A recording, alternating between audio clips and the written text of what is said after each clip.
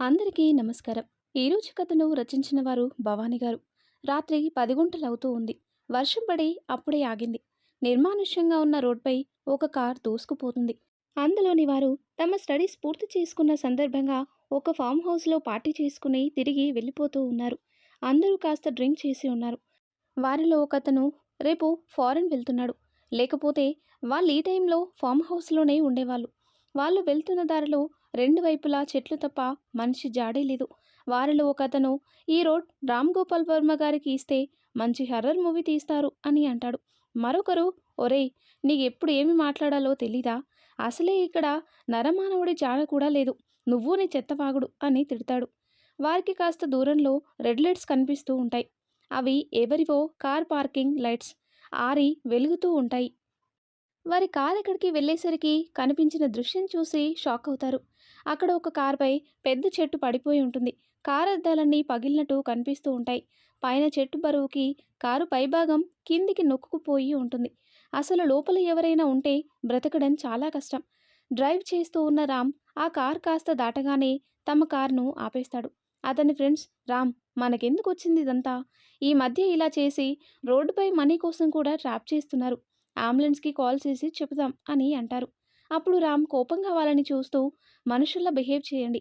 అందులో ఎవరైనా కొన ఊపిరితో ఉంటే వాళ్ళను మనం వదిలేసి వెళ్ళిపోతే అంబులెన్స్ వచ్చేసరికి వాళ్ళ ప్రాణం పోతుంది కదా అని కార్ డోర్ తీసుకుని దిగి ఫ్రెండ్కి, నువ్వు డ్రైవింగ్ సీట్లోకి రా.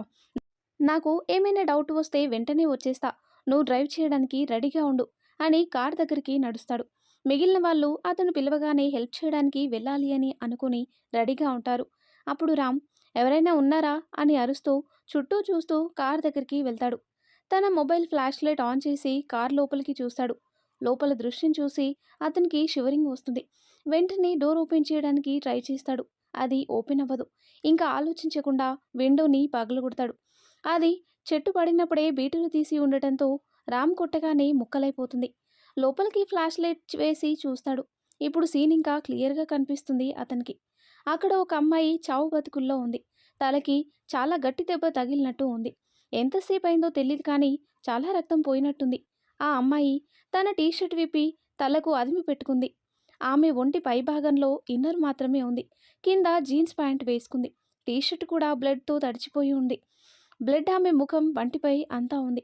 ఆమె అతని వంక చాలా నీరసంగా చూస్తుంది.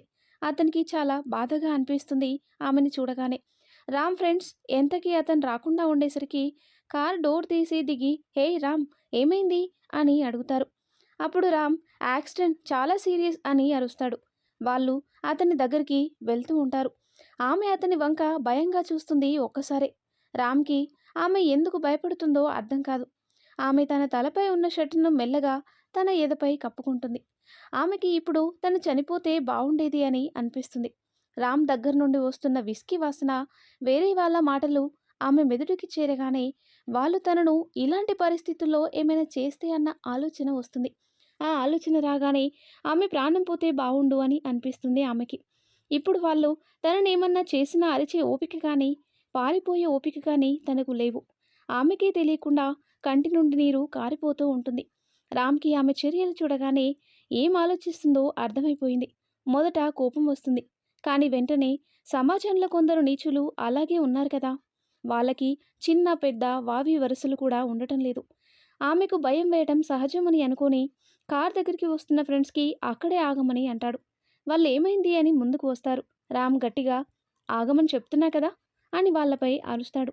వాళ్ళు వెనక్కి 2 అడుగులు వేసి నిలబడి చూస్తారు.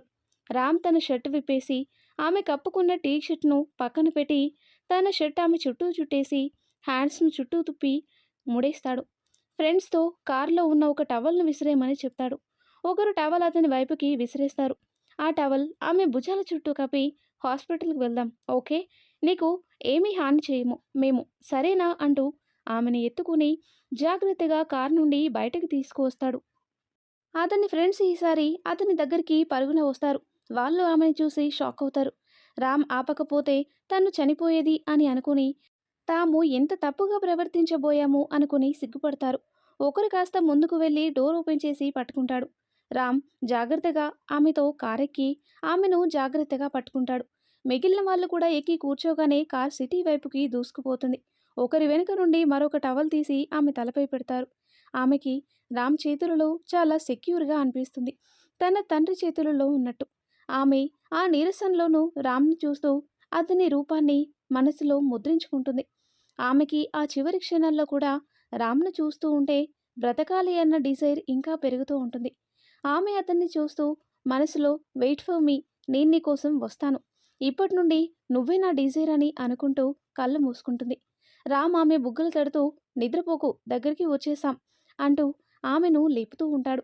సిటీ చివర్లో ఉన్న ఒక ఎమర్జెన్సీ హాస్పిటల్ ముందు కార్ ఆగింది. వాళ్ళు ముందే ఫోన్ చేయడంతో వీళ్ళు కార్ ఆపగానే స్ట్రెచ్చర్తో రెడీగా ఉన్న వాళ్ళు ఆమెని మెల్లిగా దింపి పడుకోబెడతారు. ఆమె చెయ్యి అతని చేతికి గట్టిగా పట్టుకుంటుంది.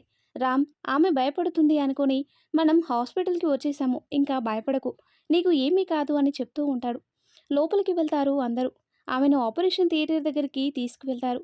ఆమె అతని చేతిని వదలదు. రామ్ మెల్లగా విడిపించుకుంటాడు. ఆమె ముఖమంతా బ్లడ్ మరకలతో ఉండటంతో ఆమె ఎలా ఉంటుంది అని అతనికి సరిగా తెలియడం లేదు. అతను తన చేతిని వెనక్కి తీసుకునేటప్పుడు అతని చేయి తగిలి ఆమె భుజంపై కప్పిన టవల్ కిందికి వచ్చేస్తుంది. అతని దృష్టి ఆమె ఎడమవైపు చెస్ట్కి కాస్త పై భాగంలో పెద్దగా ఉన్న బర్త్ మార్క్పై పడుతుంది. అది బ్లడ్ ఏమో అనుకొని అప్రయత్నంగా అతను దాన్ని తుడవటానికి ట్రై చేస్తాడు. కానీ అది చెరగదు. ఆమెను చూస్తాడు. ఎందుకు అతనికి ఆమె తన ప్రాణం అనిపిస్తుంది. ఆమె అతన్ని చూసి విరిసి విరియని నవ్వు నవ్వుతుంది. వాళ్ళిద్దరి మనసులో ఒకటే డిజైర్, రేపు కలవాలి మళ్ళీ అని. వాళ్ళు మళ్ళీ కలుస్తారా ఏమో. 2 సంవత్సరాల తర్వాత ఒక పెద్ద బంగ్లా అంతఃపురంలా ఉంది. అందులో ఒక పైన బెడ్రూమ్లో చుట్టూ బేబీ పింక్ జలతారు పరదాల మధ్యలో ఉన్న బెడ్పై నిద్రపోతూ ఉంది ఆ ఇంటి యువరాణి. ఉదయం 6 గంటలైనట్టు అలారం మోగింది. ఆమె దాన్ని ఆపి అటూ ఇటూ బద్ధకంగా దొర్లి బోర్లా పడుకుని పిల్లోని హక్ చేసుకొని, అలెక్సా ప్లే రామచక్కని సీత అని అంది. ఆ రూమ్లో ఉన్న స్పీకర్స్ నుండి మృదువుగా తక్కువ సౌండ్తో సాంగ్ ప్లే అవుతూ ఉంది. ఆమె సాంగ్తో పాటు తాను కూడా పాడుతూ, తన రాముడు ఎక్కడ ఉన్నాడు అని అనుకుంటూ, నీకోసం ఇక్కడ నీ సీత ఎదురు చూస్తూ ఉంది, ఇంకా ఎన్నాళ్ళు పడుతుంది నీకు రావడానికి, ఎక్కడున్నావు, ఏం చేస్తున్నావు, నీకోసం నీ ప్రాణం ఎదురు చూస్తూ ఉంది, ఇంకా కనిపించు స్వామి, ఈ ఎదురు చూపులు నేను భరించలేను. ఆ రాముడు కోసం సీతలా నేనిక్కడ నీకోసం వేచి ఉన్నా, వచ్చే తొందరగా, నువ్వెక్కడ ఉన్నావో నాకు తెలీదే, లేకపోతే హంసలతో రాయబారం పంపేదాన్ని, ఎక్కడ దాక్కున్నావు ఆ ఈ అనంత విశ్వంలో, నేను కనిపెట్టలేకున్నా అని తనలో తానే అనుకుంటూ తన మనసులో తన రాముడి రూపును చిత్రించుకుంటూ చాలాసేపు అలానే ఉండిపోయింది. తల్లి వసుధ వచ్చే వరకు ఆమె తన లోకంలో తానే ఉంది.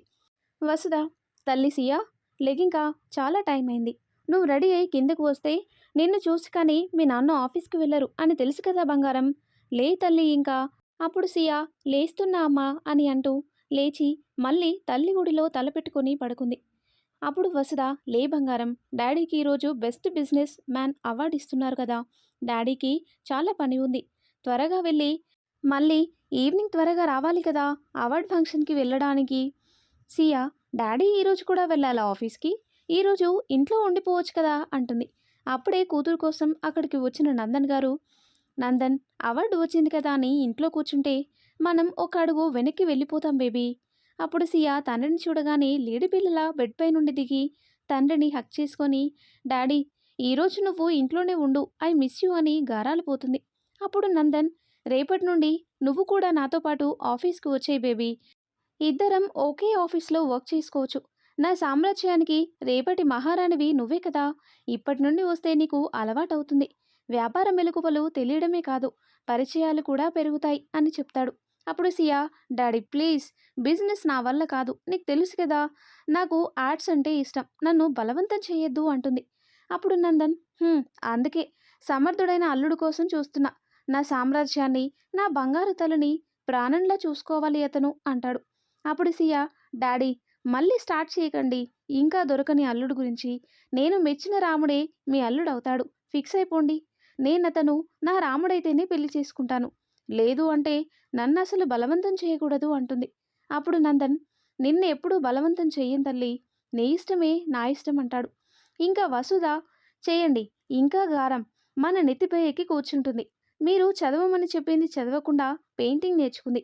అదే మీరు చదవమన్నట్టు బిజినెస్ మేనేజ్మెంట్ చదివి ఉంటే మన బిజినెస్ల గురించి తెలిసి మీకు చేదోడు వాదోడుగా ఉండేది. ఇప్పుడు పెరటి చెట్టు వైద్యానికి పనికిరాదన్నట్టు ఒక్కగానొక్క పిల్ల. మీ వ్యాపారాల గురించి తెలీదు. రేపటి రోజున ఎవరు అవన్నీ చూస్తారు అని నాకు అస్తమాను ఆలోచనలతో నిద్ర పట్టడం లేదు. అప్పుడు నందన్, నా బేబీ పుట్టాకనే నాకు కలిసి వచ్చింది. నా బంగారం వాస్తు అదృష్టం తెచ్చింది. తను కష్టపడకుండా నా బేబీని చూసుకునేవాడు వస్తాడులే. అతన్ని చూసుకుంటాడు నా వ్యాపారాల గురించి. నువ్వు ఇవన్నీ ఆలోచించి నా బేబీని ఏమీ అనకు అంటాడు. అప్పుడు సియా, అలా చెప్పు డాడీ మీ ఆవిడకి. అస్సలు భయం లేదు. ఎప్పుడు చూడు నా ఆర్ట్స్ పైనే ఉంటాయి ఆమె కళ్ళు అంటుంది. ఇంకా నందన్ నవ్వుతూ, నీ ఆర్ట్స్ గ్యాలరీ ఎప్పుడు స్టార్ట్ చేస్తున్నావు తల్లి? ఎంతవరకు వచ్చాయి పనులు అని అడుగుతాడు. అప్పుడు సియా, ఇంకాస్త పనులున్నాయి డాడీ. ఆ తర్వాత ఇంటీరియర్ డెకరేషన్ చేపిస్తే నా ఆర్ట్ గ్యాలరీ స్టార్ట్ చేయొచ్చు.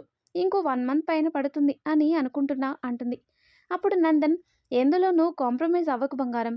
నీకు అన్నీ ది బెస్ట్ ఉండాలి. మన ఇండియాలోనే బెస్ట్ ఆర్ట్ గ్యాలరీ అవ్వాలి నీది అంటాడు. అప్పుడు వసుధ, ఇంకా ఆపుతారా మీ మాటలు? టైం అవుతుంది. మీరు కిందికి నడిచి బ్రేక్ఫాస్ట్ తింటూ ఉంటే సియా రెడీ అయి వస్తుంది అని చెప్తుంది. ఇక నందన్ కూతురు నుదుటిపై ముద్దు పెట్టుకొని, త్వరగా రెడీ అయి కిందికి రా తల్లి అని వెళ్ళిపోయారు. ఆయన వెనకే వసుధ గారు కూడా వెళ్ళిపోతుంది. సియా ఫాస్ట్గా వాష్రూమ్కి వెళ్ళి స్నానం చేసి రెడీ అయి కిందికి వస్తుంది. తండ్రి బ్రేక్ఫాస్ట్ ముగించి హాల్లో ఫోన్ మాట్లాడుతూ కూర్చుని ఉంటారు. సియా ఆయనకు ఎదురు వచ్చాక ఆయన కారులో ఆఫీస్కి వెళ్ళిపోతారు. సియా చిన్నప్పటి నుండి ఆయనకు సియా ఎదురు రావటం అలవాటు. తను లేనప్పుడు తప్పించి ఇంట్లో ఉంటే తప్పకుండా సియా ఎదురు వచ్చాకే ఆయన ఆఫీస్కి వెళ్తారు. సాయంత్రం award function. Best businessman of the year award అందుకుంటాడు నందన్. ఫ్రంట్ రోలో కూర్చున్న సియా వసుధ ఇద్దరూ సంతోషంగా చప్పట్లు కొడుతూ ఉంటారు. నందన్ అందరినీ ఉద్దేశించి స్పీచ్ ఇచ్చి కిందికి వచ్చి తన కేటాయించిన ప్లేస్లో కూర్చుంటాడు. ఆ తర్వాత youngest successful businessman of the ఇయర్గా రఘురామ్ అని పిలుస్తారు. అతి చిన్న వయసులో వ్యాపారం ప్రారంభించి దాన్ని 2 ఇయర్స్లోనే టాప్ 2 ప్లేస్కి తీసుకువెళ్లారు అని అతని గురించి చెప్తూ ఉంటారు. సియాకి అతని ఫేస్ కనపడదు. బ్యాక్ నుండి చూస్తుంది. బ్లాక్ సూట్లో అతను స్టేజ్ పైకి వెళ్ళి అందరి కరతాళ ధ్వనుల మధ్య అవార్డు అందుకుంటాడు. అతను స్పీచ్ ఇవ్వడానికి అందరి వైపు తిరుగుతాడు. అప్పటి వరకు బ్యాక్ నుండి సైడ్ నుండి సరిగ్గా కనబడని అతని ఫేస్ ఇప్పుడు ఆమెకి స్పష్టంగా కనిపిస్తుంది. అతని ముఖం చూడగానే ఆమె మనసు అదుపు తప్పింది. అతను మాట్లాడుతుంది ఏమీ ఆమెకి వినపడటం లేదు. అతని రూపు మాత్రమే కనిపిస్తుంది. చుట్టూ ఉన్న ప్రపంచం మాయమైపోయినట్టు అనిపిస్తుంది. అక్కడ తాము ఇద్దరు మాత్రమే ఉన్నట్టు, అతను తన వైపు చూస్తూ నవ్వుతున్నట్టు, తన చేతిని అందుకోవాలని చూస్తున్నట్టు ఊహల్లో ఉంది. ఒక్కసారిగా అతని స్పీచ్ తర్వాత అందరూ చప్పట్లు కొట్టడంతో ఆమె ఇహలోకంలోకి వచ్చింది. చుట్టూ చూసింది. అందరూ ఎవరి గోలలో వాళ్ళు ఉన్నారు. అతను కిందికి దిగిపోయాడు. రఘురామని ఆమె అతని పేరు పదే పదే పలుకుతూ అతని కోసం చుట్టూ చూస్తుంది. ఆమెకి అతను కనిపించలేదు ఎక్కడ. ఆమెకి అతను రావడం కలలాగా ఉంది. నిజమేనా అతను నాకు కనిపించింది, లేక నేను కూర్చుని కలగంటున్నానా అని తనలో తానే అనుకుంటూ ఉంది. కాసేపటికి వసుధ గారు సియాను తీసుకుని డైనింగ్ హాల్కి వెళ్లారు. అందరూ ప్లేట్ తీసుకుని తనకు కావాల్సింది పెట్టుకుంటున్నారు. వసుధ గారు సియాకి ఒక ప్లేట్ ఇచ్చి తను ముందు వెళ్తూ తన ప్లేట్లో ఫుడ్ పెట్టుకుంటున్నారు. సియా మాత్రం ప్లేట్ చేత్తో పట్టుకొని అతని కోసం చుట్టూ చూస్తూ ఉంది. కూతురు కోసం వెనక్కి చూసిన వసుధ గారికి దిక్కులు చూస్తున్న సియాను చూసి అక్కడికి వచ్చి తన ప్లేట్ సియా చేతిలో పెట్టి, ఎక్కడికి వచ్చినా దిక్కులు చూస్తూ ఉంటావేంటి? కాస్త తింటే వెళ్ళిపోవచ్చు ఇంటికి అని కూతుర్ని కసిరి మళ్ళీ ఆవిడ వెళ్తుంది. సియా చుట్టూ చూస్తూ చైర్స్ దగ్గరికి నడుస్తూ ఉంటుంది. ఆమె చూసుకోకుండా ఎవరికో తగలబోతూ ఉండగా అవతల వ్యక్తి, మిస్ కాస్త చూస్తూ నడవండి. భోజనం తినడానికి, హోలీ ఆడటానికి కాదు. ఇలా దిక్కులు చూస్తూ నడిస్తే వేరే వాళ్ళకి వీటితో హోలీ పండుగ గుర్తు చేస్తారు అంటాడు. సియా అతనికి సమాధానం చెప్తామని చూస్తుంది. కానీ ఆమెకి నోట మాట రాదు. ఇందాకటి నుండి తాను వెతుకుతున్న తన రాముడు తన ఎదురుగా నిలబడి ఉంటే ఆమెకి ఏం మాట్లాడాలో తెలియడం లేదు. ఎన్నో చెప్పాలని ఉంది, కానీ గొంతు మూగపోయింది. అతను ఆమెను తప్పించుకొని తన ఫ్యామిలీ మెంబర్స్ దగ్గరికి వెళ్ళిపోతాడు. అతను వాళ్ళతో నవ్వుతూ మాట్లాడుతూ ఉంటే సియా లోకాన్ని, చేతిని ప్లేట్ను మర్చిపోతుంది. వసుధ నించుని తనలో తాను నవ్వుకుంటున్న సియాను చూసి దీనికి గాలి పట్టినట్టుంది, నిలబడి కలలు కంటుంది అని తిట్టుకుంటూ, సియా తినకుండా ఎందుకే నవ్వుతున్నావు అని కసరి ఒక చైర్లో కూర్చోబెట్టింది. సియా చూపంతా రామ్ పైనే ఉంది. ఏదో తిన్నాను అనిపించి చేతిని కడుక్కొని తండ్రి కోసం వెతుకుతూ వెళ్తుంది. నందన్ గారు ఎవరితో మాట్లాడుతూనూ ఉంటారు. ఆయన దగ్గరికి వెళ్ళిపోయి ఆయన చేతిని పట్టుకొని, డాడీ నేను నీతో ఒకటి చెప్పాలి. ఒకసారి ఇలా రండి అని అంటుంది. ఆయన మాట్లాడుతున్న వ్యక్తితో ఎక్స్‌క్యూజ్ మీ అని కూతురితో పక్కకి వస్తారు. అప్పుడు నందన్ ఏంటి బేబీ అని అడుగుతారు. సియా డాడీ అది అది ఎలా చెప్పాలో తెలియక ఆగిపోతుంది. అప్పుడు నందన్ చెప్పు బేబీ ఏమన్నా కావాలా అని ప్రేమగా అడుగుతాడు. అప్పుడు సియా తన రాముడు దూరం అవుతాడేమో అన్న భయంతో డాడీ నేను మీకు ఒక అల్లుడిని చూశాను. నాకతను బాగా నచ్చాడు. మీరు కోరుకున్నట్లు మంచి బిజినెస్ మ్యాన్. నేను కోరుకున్నట్లు నా రాముడు అంటుంది. నందన్ నవ్వుతూ రఘురామ్ గురించేనా నువ్వు చెప్తుంది అంటాడు. అప్పుడు సియా షాక్ అవుతూ మీకెలా తెలుసు డాడీ అని అంటుంది. అప్పుడు నందన్ నా బేబీ టేస్ట్ నాకు తెలియకపోతే ఎలా చెప్పు? నా బంగారం కన్నా నచ్చాడు అంటేనే అతను ది బెస్ట్ అయి ఉంటాడు. నేను కూడా అతని గురించే అనుకుంటున్నాను. అతని గురించి కనుక్కున్నాను. నా బంగారు తల్లిని జాగ్రత్తగా చూసుకోగల మంచి మనసున్నవాడు అని తెలుసుకున్నాను. ఈ తరం అబ్బాయిలా కాకుండా నా తల్లి కోరుకున్నట్లు ఆ శ్రీరాముడే తల్లి అతను. నీకు నచ్చితే ఒక స్థాయి తగ్గైనా అతన్ని నిన్ను పెళ్లి చేసుకోమని కబురు పంపుదాం అని అనుకుంటున్నా. నీకిష్టమే కాబట్టి రేపే వాళ్లకు కబురు పంపుతాను అని అంటాడు. తండ్రి చెప్పింది విని సియా ఆనందంతో ముఖం వెలిగిపోతూ ఉండగా తండ్రిని హక్ చేసుకుని you are my hero daddy అని అంటుంది. ఆ తర్వాత ఏం జరిగిందో రఘురామ్ సియాను చేసుకోవడానికి ఒప్పుకుంటాడు. నందన్ కోరుకున్నట్లు సియాను అపురూపంగా రామ్ చూసుకుంటాడా? సియా తన రాముడిని చేరుతుందా లేదా అనేది నెక్స్ట్ వీడియోలో తెలుసుకుందాం. ఎంతో ఇంట్రెస్టింగ్గా ఉండే ఈ స్టోరీ నెక్స్ట్ పార్ట్స్ కోసం ఈ వీడియో లైక్ చేసి మన ఛానల్ని తప్పకుండా సబ్స్క్రైబ్ చేయండి. Thanks for watching.